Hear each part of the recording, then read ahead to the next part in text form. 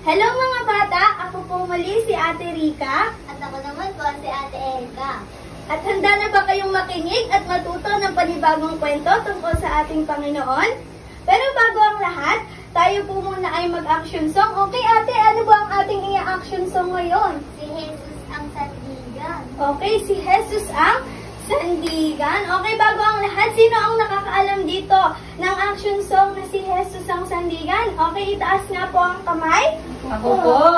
Okay, maraming nakakaalam ng Ate Erica. Okay, kaya ngayon, samahan niyo kami ni Ate Erica na mag-action song. Okay, in 3, 2, 1. Okay. Si Jesus ang sandigan, hindi magigiba. Si Jesus ang sandigan, hindi magigiba, mas matatag sa kabundukan, hindi magigiba. Okay, next po ang Biblia. Ang Biblia ay sandigan, hindi magigiba. Ang Biblia ay sandigan, hindi magigiba, mas matatag sa kabundukan, hindi magigiba. Okay, panalangin. Panalangin ang sandigan, hindi magigiba. Panalangin ang sandigan, hindi magigiba, mas matatag sa kabundukan, hindi magigiba. Okay, bago po tayo ulit mag-start sa panibago nating action song, anyayahan po natin si Ate Erica para mag-lead sa ating opening prayer. Okay, Ate Erica, paano daw po mag-pray? 1. Pagdikitin ang kamay. Okay, 1. Pagdikitin po ang kamay. Tuyo ko. Okay, tuyo ko. 3. Pikit at walang makikipag-usap sa katabi. Okay, 3. Pikit at wala na pong makikipag-usap sa katabi. Okay, let's pray. Panginoon, Panginoon, maraming salamat po maraming salamat po sa araw na ito sa araw na ito na makakapakinig na makakapakinig ng kwento. ng kwento. Panginoon, Panginoon, itatak niyo po itatak niyo po sa aming isipan sa aming isipan ang ang mapapakinggang mapapakinggang kwento. kwento. In Jesus' name, Amen. Amen. Okay, tayo po muli ay mag-action song. Okay, ate, ano yung pangalawang action song natin? Kamusta ka? Okay, kamusta na po ba kayong lahat? Okay, mabuti naman. Okay. Ate Erica, okay, sino dito naman ang nakakaalam ng action song na kamusta Ako po. ka? Ako po, teacher. Okay, maraming silang nakakaalam. Kaya muli, samahan niyo po muli kaming mag-action song ni Ate Erica. In 3, 2, 1. Kamusta ka? Kay Kristo'y masaya. Ipalakpak ang kamay, ituro ang paa. Padyak sa kanan, padyak sa kaliwa. Umikot at humanap ng iba. Isa pa! Kamusta ka? Kay Kristo'y masaya. Ipalakpak ang kamay, ituro ang paa. Padyak sa kanan, padyak sa kaliwa. Umikot at humanap ng iba. Last one! Kamusta ka? Kay Kristo'y masaya. Ipalakpak ang kamay, ituro ang paa. Padyak sa kanan, padyak sa kaliwa. Umikot at humanap ng iba. Okay, ngayon naman ay handa na ba kayong makinig sa ating kwento? Okay, ang ating pong kwento ngayon ay, ang pamagat po ng ating kwento ngayon ay ituring ang ating ari-arian na pag-aari ng Diyos. Okay, uulitin ko po ha. Ituring ang ating ari-arian na pag-aari ng Diyos. Okay, kayo naman po. Ano po ang ating pamagat ng ating kwento ngayon? Ituring ang ating mga ari-arian na pag-aari ng Diyos. Okay, ituring na ang ating ari-arian na pag-aari ng Diyos. Okay, isang araw, abala si Jesus sa pagpapagaling ng mga may sakit at sa pagtuturo ng sa maraming tao tungkol sa kaharian ng Diyos. Tungkol saan po? Sa kaharian ng Tungkol sa Diyos. kaharian ng Diyos. Sino po ulit ang abala?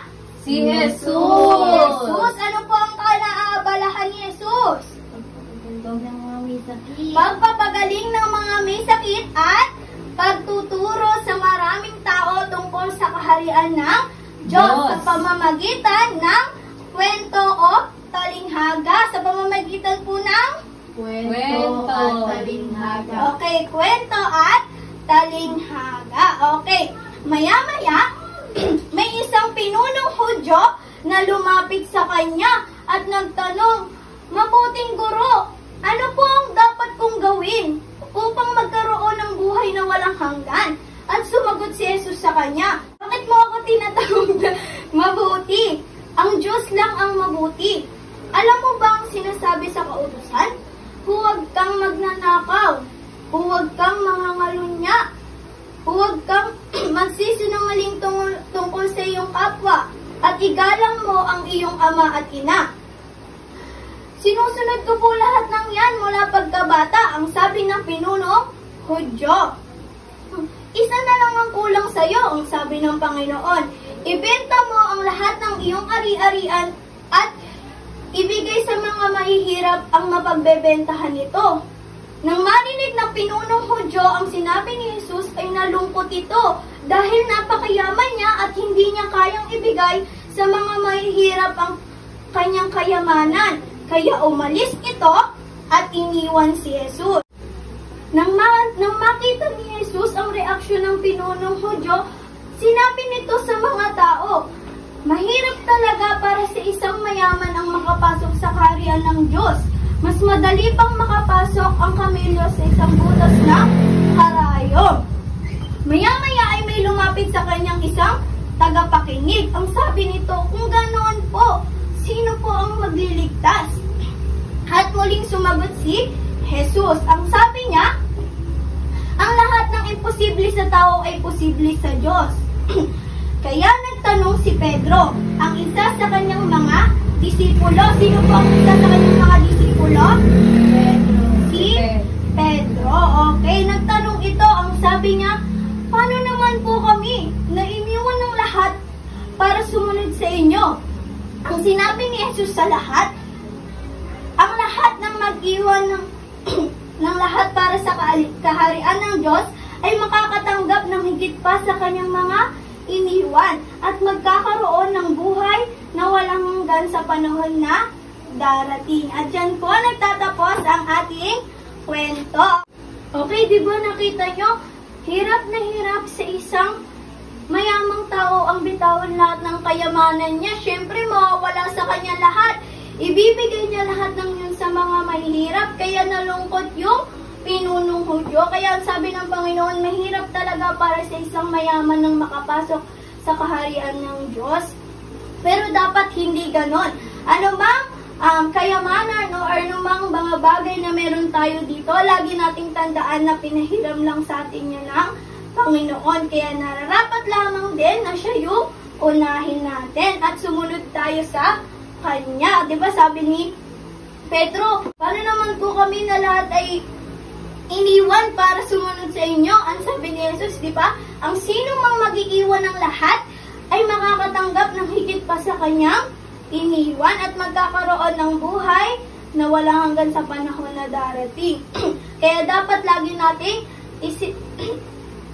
natin tandaan na si Jesus ang ating unahin at lagi tayong sumunod sa Kanya. At syempre, kalaki po ng pagsunod natin sa Kanya, humingi din po tayo ng tawad sa mga kasalanang nagagawa natin. Okay, magbigay nga kayong kasalanang nagagawa ng tao. Pagbubura po. Okay, pagsasalita ng bad words. Pagnanakaw. Okay, pagnanakaw. Nagchichismis. Nagchichismis, nangaaway. Okay, lahat po ng yan ay kasalanan. Saan po ba ulit napupunta yung taong makasalanan? Sa impyerno. Sa impyerno. Okay, ano po ulit ang meron sa impyerno?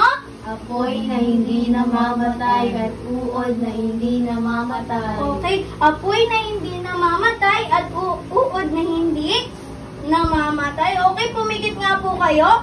Pikit po tayong lahat. Okay, dumilat po. Okay, ano po yung nakikita nyo? Madilim. Madilim. Okay, sa impyerno po, mas madilim pa po dyan. At wala na, puro init, Gusto nyo po yung mga uod, lalabas sa mga parte ng katawan natin, sa ilong, sa bibig, sa mata, sa tenga. Gusto nyo po ba yan? Ayaw po. Ayaw po. Kaya, at ayaw din tayong mapunta ng Panginoon doon. Kaya binigyan niya tayo ng bugtong na anak. Alam nyo ba kung sino yon? Opo. Opo. Okay, sino nga ulit ang bugtong na anak? Si Jesus. Si Jesus. Okay, ano po ba yung ginawa niya? Siya po ay ipinako sa krus para pagbayaran ng ating mga kasalanan at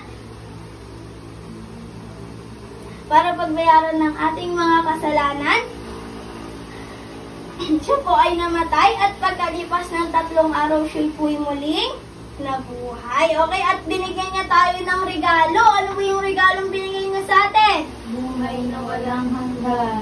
Okay, buhay na walang hanggan sa langit. Okay. Dalawa lang po ang pupuntahan ng tao kapag namatay. Langit at impyerno. Okay, salamat ka po. Mapupunta kung tatanggapin mo sa puso mo at sa buhay mo si Jesus bilang Diyos at sariling tagapagligtas. Nakikita po ng Panginoon yung laman ng ating puso. Kaya nalalaman din niya kung talagang tinanggap ba natin siya sa buhay natin at sa puso natin bilang Diyos at sariling tagapagligtas.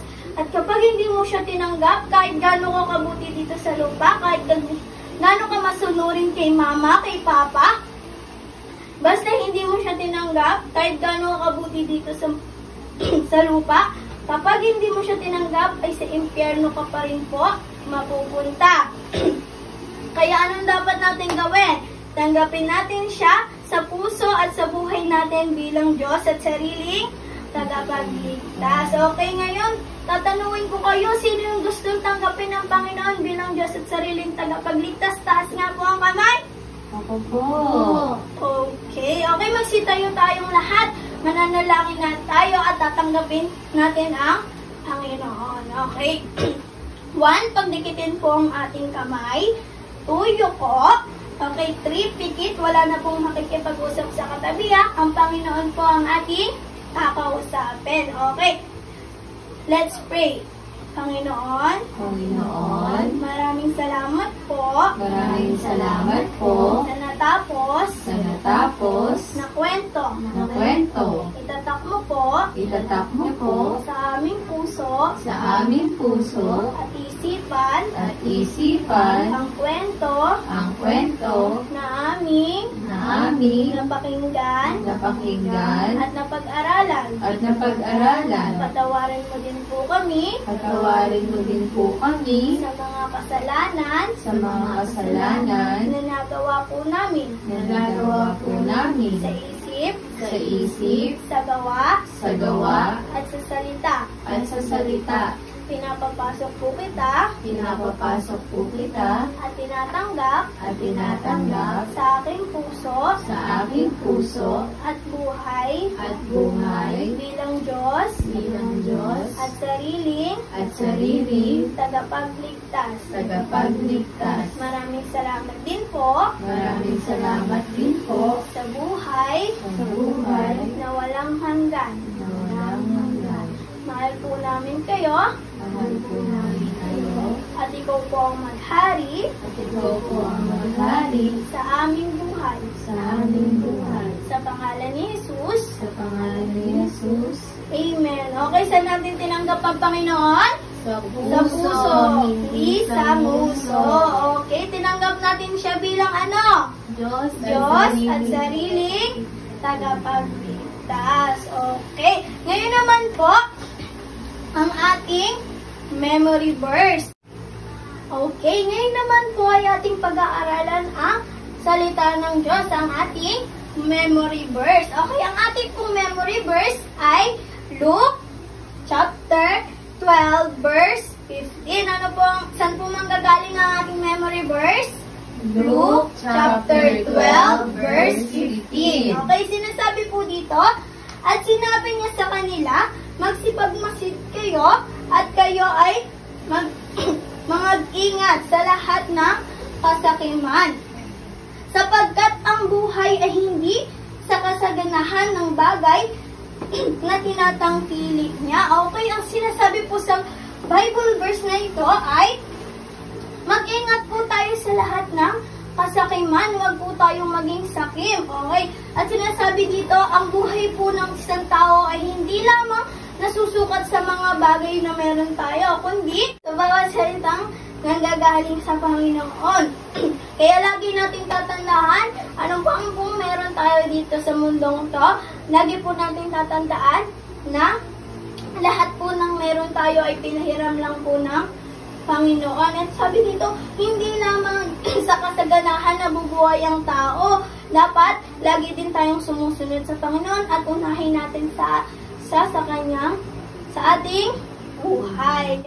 Maraming salamat sa pakikinig mga bata. Muli ako si Ate Rica. At ako naman po si Ate Erika. Hanggang sa muli. Paalam!